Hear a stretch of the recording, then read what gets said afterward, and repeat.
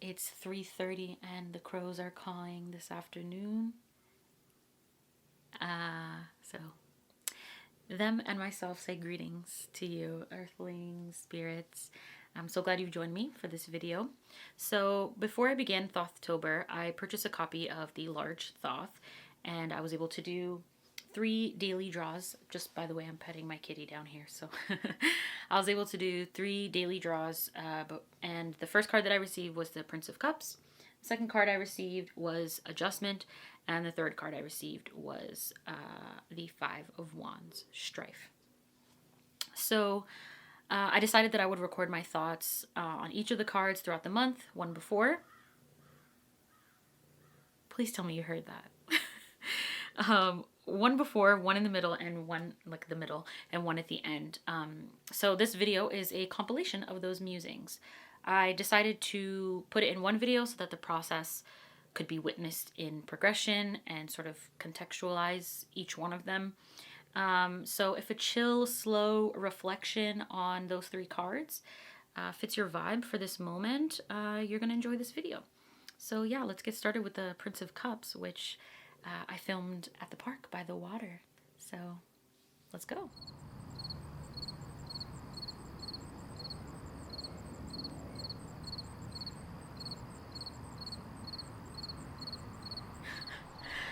So I received the Prince of Cups as my first card in my new large Thoth, untrimmed. I have a Thoth, but it's trimmed. Hold on, so I heard a bird just now, and I wanted to check it on my app, and it's a white-breasted nuthatch. I was so intrigued when I saw that it talked about sexuality, and I did not expect that. I didn't know how to take that, and it's not something that I originally planned on, that I ever really planned on discussing, as far as like online with tarot. But I thought it was an interesting entry point, especially thinking about the Prince of Cups according to Gerd Ziegler, as I'm reading through Mirror of the Soul. Let me just pull that up 1 second. It says the central task of the Prince of Cups is to master dealing with emotional needs. And I find that so interesting because it's something I've been thinking about a lot, especially with regard to romantic, sexual relationships of that sort, partnerships like that. And just really assessing and really sitting with the needs that I'm showing up with and how I've met them in the past and how I want to seek to meet them and meet another person in their emotional needs. And so it's something that I've been thinking a lot about, which is really interesting that it comes up as the sort of introductory card to the deck, which I sort of feel like is what the deck is here to teach me, and just sort of where we're meeting at in this place of mastering emotional needs. And it says air in the context of water symbolizes strong passions, as does the astrological sign Scorpio, which is my sun sign. So that was obviously just so perfect in that way, and just felt so aligned with me, and just really had me thinking about as me, this water sign, and as this person who definitely does have a lot of emotional energy, a lot of emotional need, a lot of passion, and my emotional energy is shifting a lot. And so really, what does it look like for me to sort of master, which I don't really like that word, but I don't really like that approach or that perspective, but what would it look like for me to have a sort of not strong relationship. Maybe you can help me figure out like how to phrase that. That's just an important thing for me and what I know about myself, that like really dealing with and managing and understanding my emotional realms is something of like great importance to me. And I think it's so funny that it says the snake, the symbol of change and wisdom, awakens and rises up. And it talks about how that the Prince of Cups is so engrossed in looking at the snake, he forgets the lotus blossom, which now points downward. And that as he learns to integrate the driving forces of desire, the lotus will be able to develop and grow upright again. And so it's really just a message about, for me, a message about like really coming to grips with and processing and integrating the driving forces of my desire. I find myself to be a very desire-filled person. I can only speak for myself. I believe all people are, but for me, I'm like, I'm somebody who just, I find myself having a lot of desire a lot of the time.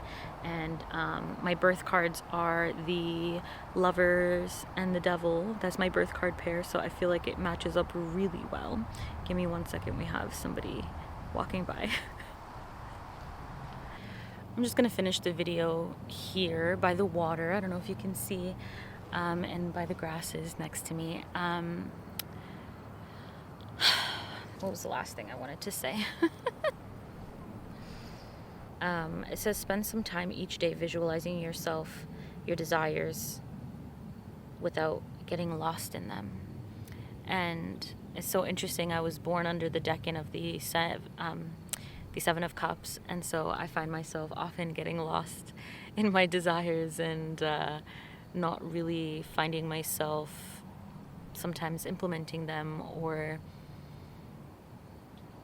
just sort of living in that realm of desire and living in that realm of dreaming and wishing and wanting. And I think that's a beautiful thing, and it's how a lot of my creativity is birthed in the world. But it can also be sort of, debauch. It can give the debauch energy. So spend some time each day visualizing yourself, your desires, without getting lost in them. And so what are some desires that I want to visualize for myself, and maybe noticing what some of those pitfalls are when I'm getting lost, and noticing what helps me to stay grounded and stay on the journey and sort of come back into the now. And I don't know. Those are just some of my thoughts on that. Let me know what your thoughts are on the princes, any of the princes, and specifically the Prince of Cups. Does any of this resonate? I want to end with I didn't want to talk about it, I'll be honest. The indication says accept your sexual needs and passions and live them out with awareness. This may or may not stay in the video, but it says you will discover a lot in this process. Give yourself totally to the experience and observe yourself in it. And it just feels so relevant to me, and just living out, any need and passion with awareness, living it out with awareness, and giving myself totally to the experience of a sexual need, a creative need, an emotional need, any of my passions in life, and to be sort of aware and to, really embrace the intellectual and mental and airy aspect of it, and not to solely stay in that watery realm, to bring some intellectualism into the chat, if that makes sense. Some observation, some data collecting. That would be interesting.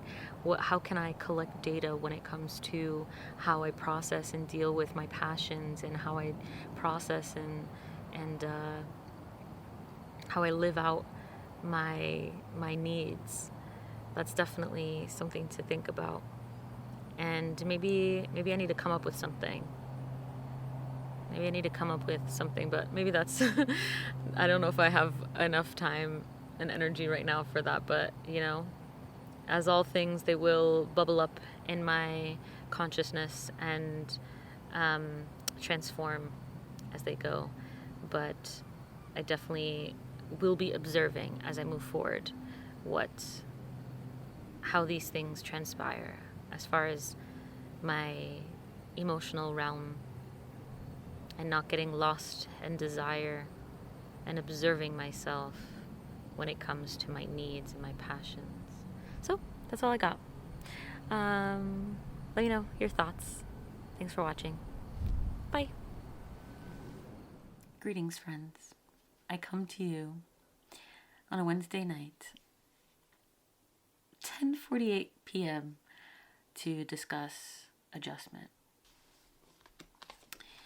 This is what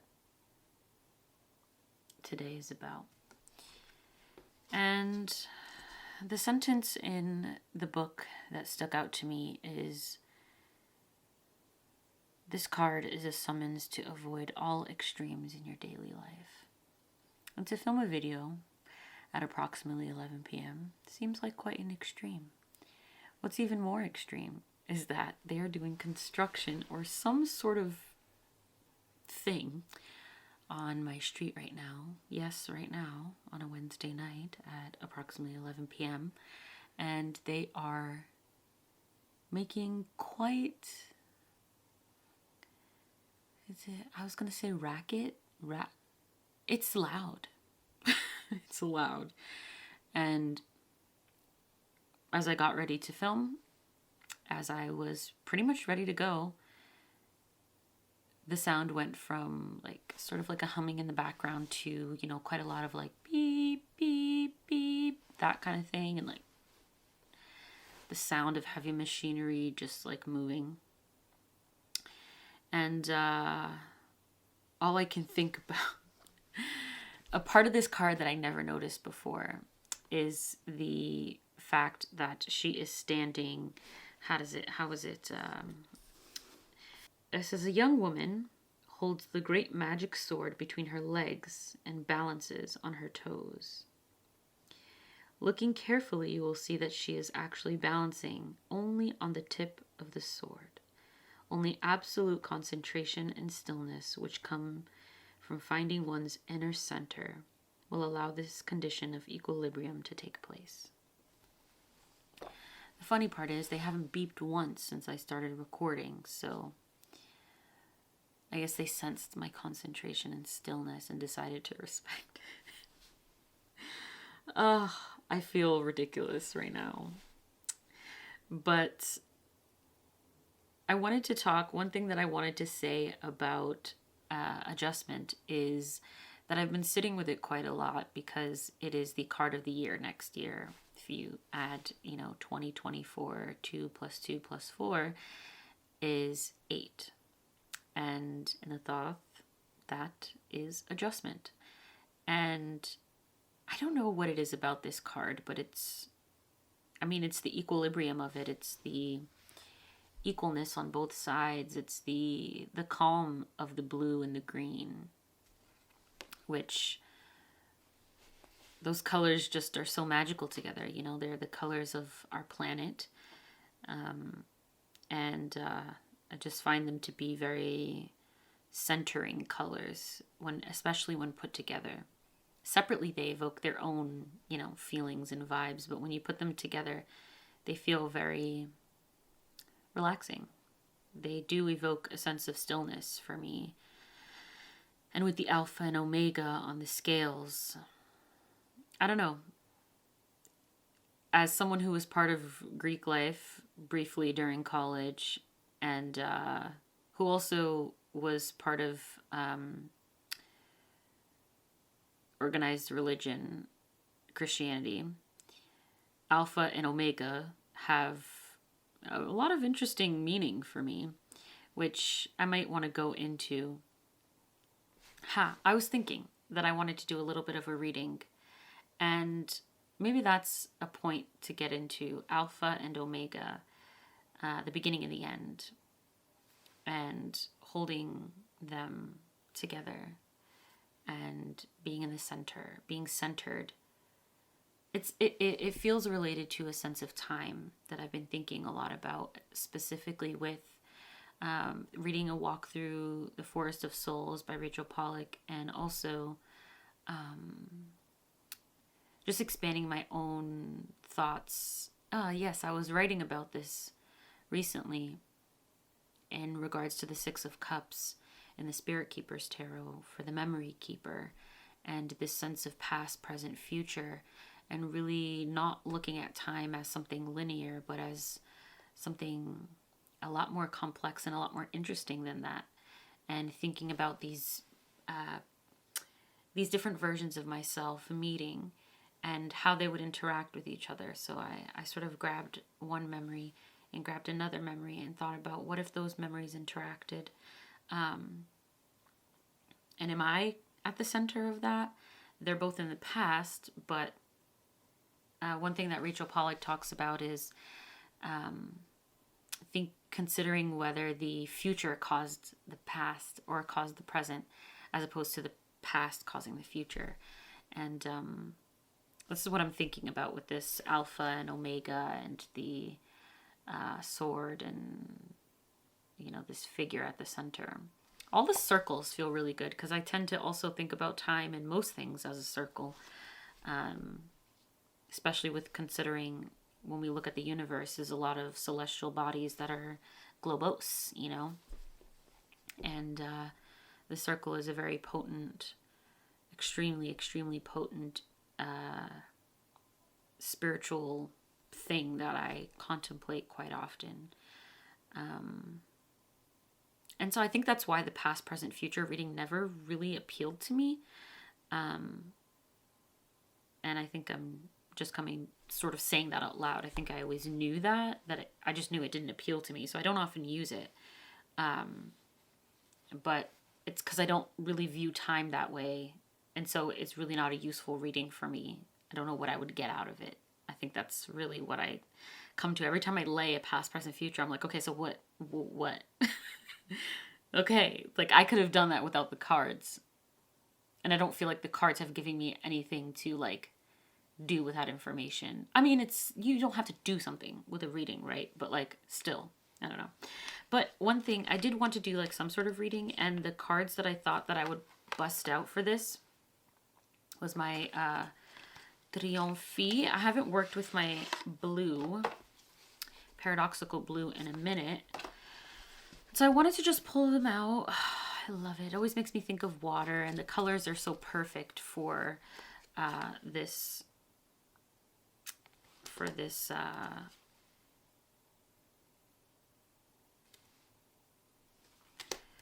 adjustment, I think. Sorry if I'm looking at the viewfinder quite a bit. I'm just always trying to make sure things are the way they're supposed to be. But maybe, let's see, what is the question? What helps you reach your meditative center and to stay there? What happens when you lose your meditative center? I did star the indication, which is pay attention to what situations in your daily life tend to throw you off balance. Discover the conditions under which you find harmony again.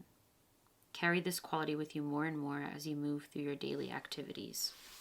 I just want to pull a card. I don't even have a question. I just kind of want to like contemplate this idea and have like a sort of a mirror or something to spark something. I don't know. We'll see. Let's see. I'm just thinking about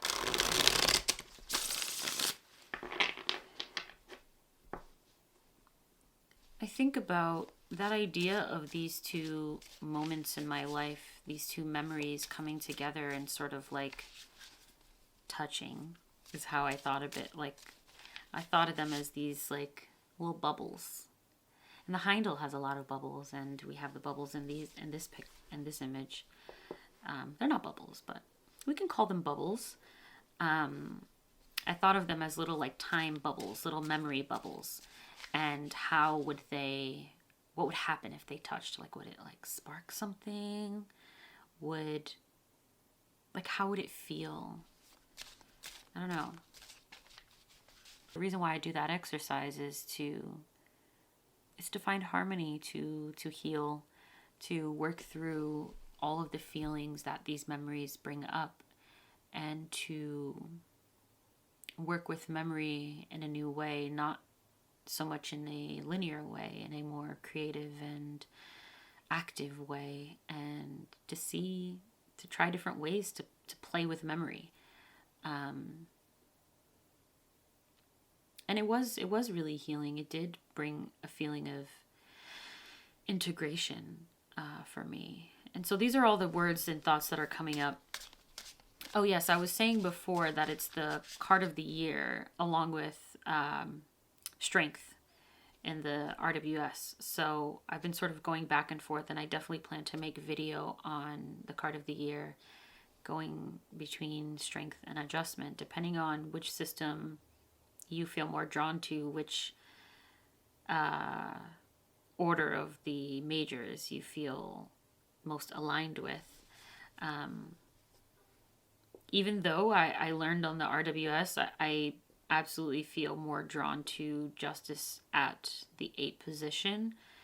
But I also realize I have a little bit of an aversion to the strength card, and that's something that I want to work with. My personal card of the year next year is the moon, and I also plan on making a video about that, but we will get to that in another video.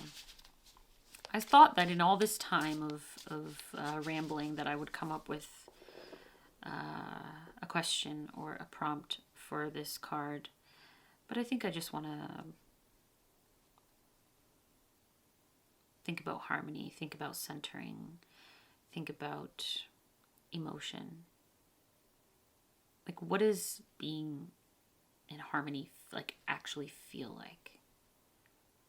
Like, what is the feeling in the body? Is it like, are things not moving? Is that like a stillness in the body?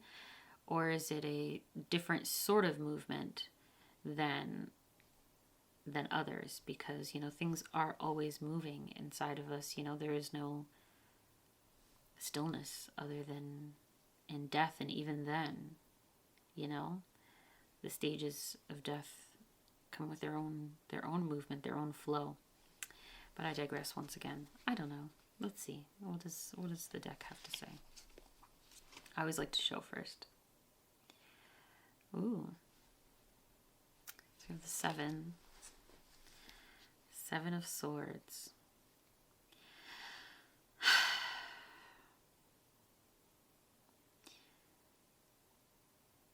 I think I really like the wings in this image. And, as someone who learned on the Rider-Waite-Smith, sometimes it is hard to step outside of the 7 of Swords view. But I like to come back to, the numerological, as someone who hasn't studied Marseille in any sort of depth either.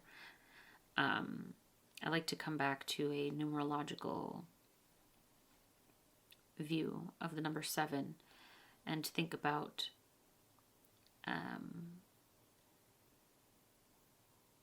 the suit of the mind, the suit of ideas and intellectual clarity. And I just love the wings. It makes me feel like, how fun it is to develop new ideas, to try new ways of seeing things on. There's a stability in the 6, a beauty and a harmony that comes from that, as we're talking about. But how wonderful it is to play with new ideas. Look at these together, it's a very similar image. And I think that's really cool. We have my little globe right there too.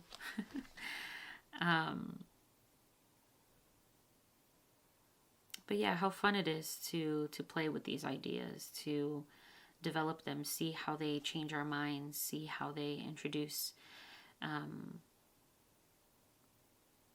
So wonderful too that it's this is so cool. I don't know. I feel like there's a lot to think about here when you put them together.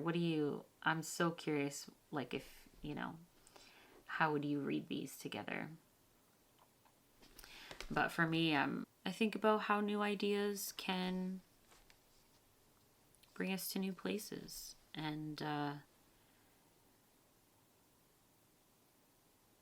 that stillness and centeredness are not the same. They may, be similar and coexist, but to be centered, you can experience that newness. You can grow and change and still be centered. Especially when we're looking at the crown of Thoth, the Egyptian god of wisdom, on her head. And to find that centeredness and to find that harmony within does not mean to be still. Her face is masked, all her attention is turned inward. This makes her receptive to ideas and direction from the inner guide. And my inner guide called me to look at time in new ways and to experience my memories in new ways and to find the wisdom in that, to find the story, the narrative, a new emotion, new connections. Listening to what it says here, receptive to ideas and direction from the inner guide. Listening to my inner guide is really, where I find harmony, to answer the question, discover the conditions under which you find harmony again. It's really to ask myself how I'm viewing something in a way that's not in alignment with me. It says total centeredness and inner balance are needed if the great new ideas arising now are to bear fruit. So, making this video originally felt like a little bit out of balance, a little bit of an extreme to do, at 11 p.m. During construction. But I figured, I wasn't really in a woo mood, I was like, I'll have to turn on, I will have to, become really energetic. But I said to myself, if you're not feeling energetic, don't be energetic. If you're feeling more calm and quiet, then be calm and quiet. Don't force it. And especially if you're going to talk about adjustment, adjust the way that you think you have to be. Adjust your approach. Clearly, there is kind of an extreme structure that you're trying to fit in, or something very specific that you feel you have to do or be in order to make a video, in order for people to enjoy conversation with you. And that is a sort of a mask, and not in the best way. And this way, her face is masked and all her attention is turned inward. And in my case, my attention was turned outward. And so this has been a really cool way to work with the energy of the card, to share about it, talk about it, to pull a card on it, and to just, chit chat, muse, and feel that. Feel the adjustment vibes. So yeah, I think that's all I have on adjustment for today. This has been really cool. Thanks for listening. Welcome back. Today we're going to be talking about the Five of Wands, strife, and I'm really excited to talk about it. I know that in one of my first videos from thothtober, I said that I would talk about the strife card. I believe I mention it in the introductory video, and then I also mentioned it in the first day that I did the aces. Anyway, finally we're here talking about it as promised. And of course I had mentioned that because I had already known by the time I had filmed those videos that I had pulled this card, of course. So I had already read the entry, I already had feelings on it. And specifically the day that I pulled the card, I had a very much a Saturn and Leo restricted experience. The experience was of this inability to work. I just could not get anything done. And it's like it said in the book, this concentrated charge of energy strives vainly to find a possibility for expression. And I felt that feeling of striving in vain. I was trying and trying and trying, and I just couldn't move forward. And I mean, the first thing that it says in the book is the central wand has become as heavy as lead. And I feel like that is the perfect picture of this card. And when it comes to the context of thothtober, sorry about that. So there was a truck making a lot of noise, and I have the window open for my kitty, so I had to wait for them to finish their business so that I can move forward.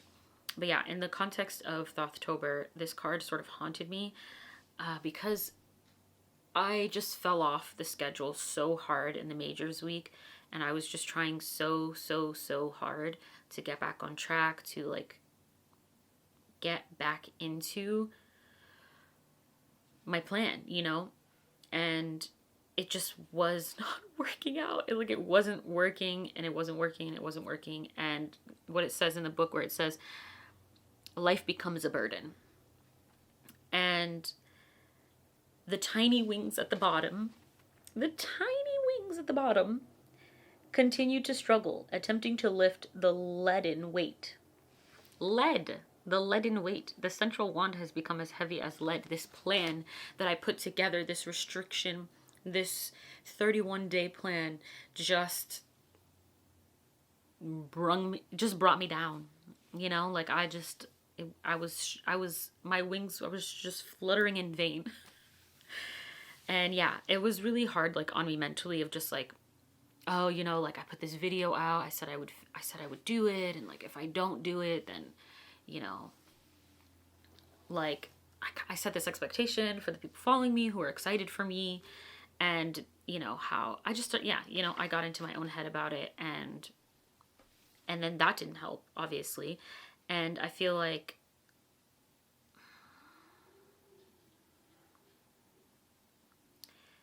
what it says in the indication, in this situation, the danger of resigning yourself is great. Saturn reminds us that all things must be taken care of, step by step. Don't let yourself be overwhelmed. Always look again to the flames behind the wand, which burn on despite impediments. When you draw this card, it is a sign that you are ready to face the situation and do something about it. And so when I'm looking at this, I hope this is not blurry, but if it is, I apologize. I'll put something on the screen to replace it. But always look again to the flames behind the wand, which burn on despite impediment. And I just kept reminding myself, like, don't think about other people. Think about what desire within you keeps you wanting to do this challenge, this project. And of course, October was fucking hard, and I mean, November is not much easier, but it felt like, you know, not only in general, but in my personal life, it felt like a lot. And so it was just like, all things must be taken care of step by step. So think about what drives you, what will keep you going despite these interruptions, this break in reading, because your whole goal was to play, keep it light, don't take it too serious, and read the book. So just focus on reading the book. What will get you to open the book? But I didn't want to read. I didn't want to. And I knew going in that, like, this type of restriction, this type of thing, like, I usually only work on like a 2-week schedule when it comes to things like this. Like, I can only really stay interested in something like that for like 2 weeks. So like, if I'm doing daily draws, it's not going to go past 2 weeks. If I'm doing anything like that, I don't stick with stuff like this for more than 2 weeks. Like, I just get bored of it. I get tired of it. I need like a refresh. And so it wasn't surprising, but I wanted to challenge myself. So I just felt like this card was a reminder. Even though it felt kind of haunting, it felt like a reminder to take it step by step and to do whatever I could to not give up on the process. And so at this point, it's not October anymore. Like, we're in November. But I had read everything up until I believe the swords, the 3 to 10 of swords and the 3 to 10 of discs are the only things that I haven't read. And I plan on reading them any day now, you know, whenever. But I am going to make some videos on Thoth stuff for the rest of the year. And then in January, we may or may not keep going on Thoth. I've just been really enjoying it.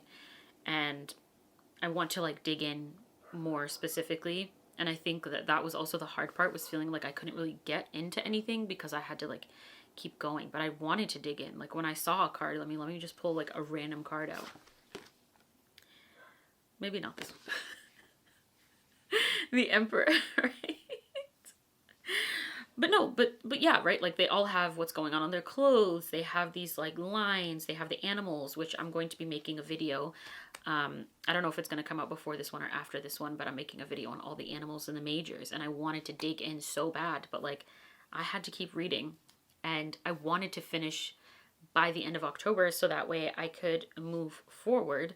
And so the stress up until literally the 31st was so intense. And then November 1st came and I was just like, oh, it's over.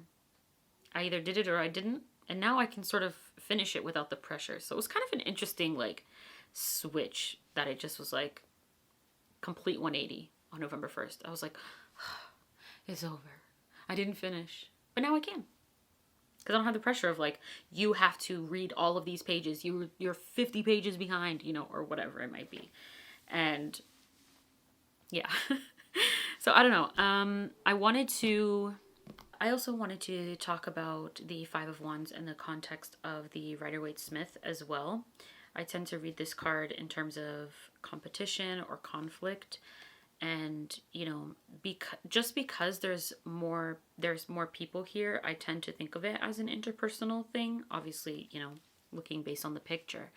But in this context, I'm thinking about it in terms of if all of those are different like versions or ideas, or you know, conflicting things that are going on inside of me that are preventing me from being successful at whatever I'm trying to do, at moving forward or manifesting what I'm working toward.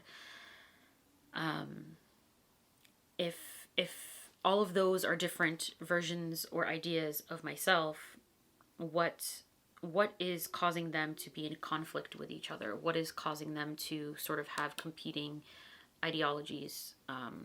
And so in this case, it was, as I said, just thinking about like outside perception, thinking about, you know, my own limitations around attention and novelty and needing things to, you know, be different and switch up, and not being able to sort of stick with something, and then obviously getting off track in the first place, what caused that. And so all of these things are causing disruption, restriction, sort of getting in the way of me, you know, doing this challenge, reading this book as I plan to do it. And I'm also thinking about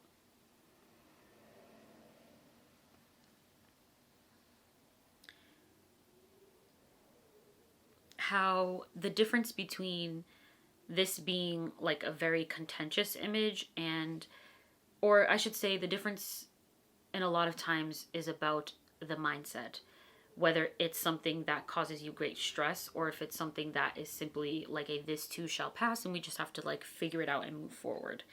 And that is a mindset thing.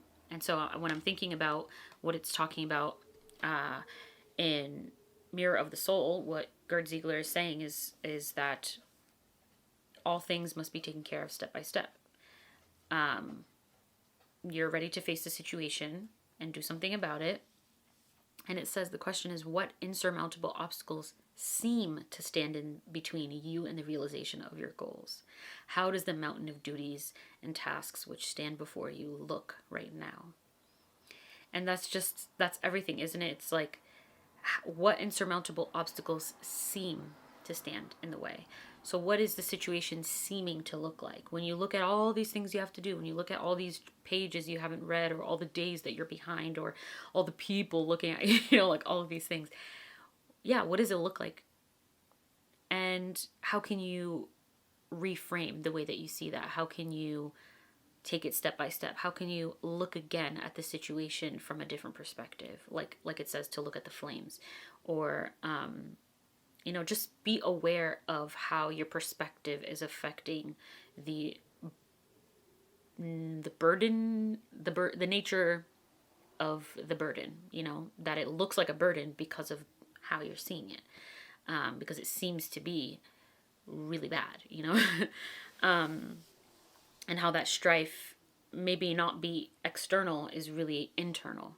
So yeah, I just, that felt like a really interesting way to look at it. You know, a lot of times I'm looking at the Rider-Waite-Smith in my mind, but not necessarily pulling out the cards, and allowing myself to really reflect on the differences between the two. So yeah, I found that really fun. And yeah, this one I'm not going to do a reading. I just wanted to process process strife and process it in context of this, especially since thothtober is over and strife, I feel like, played a big role in it. I'll definitely be, you know, considering more.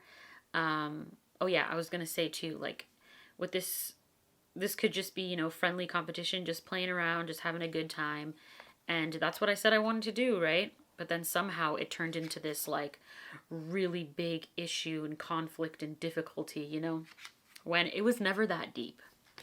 But, you know, sometimes you gotta also work your hardest when you're in like a competition, you know, let's say for the image of this, you know, this card. You got to really work hard. You have to like put your mindset in the place of like, this is really important, so that you fully commit. But then that can easily go awry, you know. But anyway, yeah, so this was fun, and I'll be thinking more about it, but those are my thoughts on strife for now. All right, so I hope you enjoyed that. Those were my many musings on the Thoth Tarot. The process was clearly, as you heard, quite tough, but it was really beautiful. And sitting here on the other end of it, I can say that I'm really glad I did it. And I'll definitely be sharing more, as I said, about the Thoth and some of my thoughts on certain groups of cards. Hey, baby. He's like, hello, I'm not finished with you. Maybe my battery's gonna die. So I should just replace my battery, huh? As I said, I'm going to be sharing more, but I so appreciate you being here and being excited for me for the process.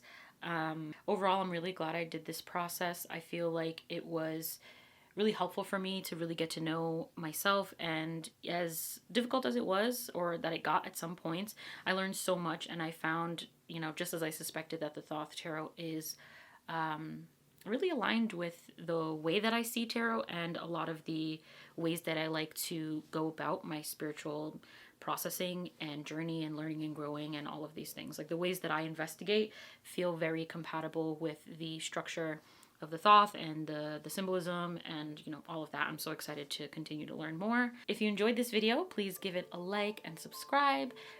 Hit that notification bell so you can be notified when I upload my next video. And I will see you in the next one.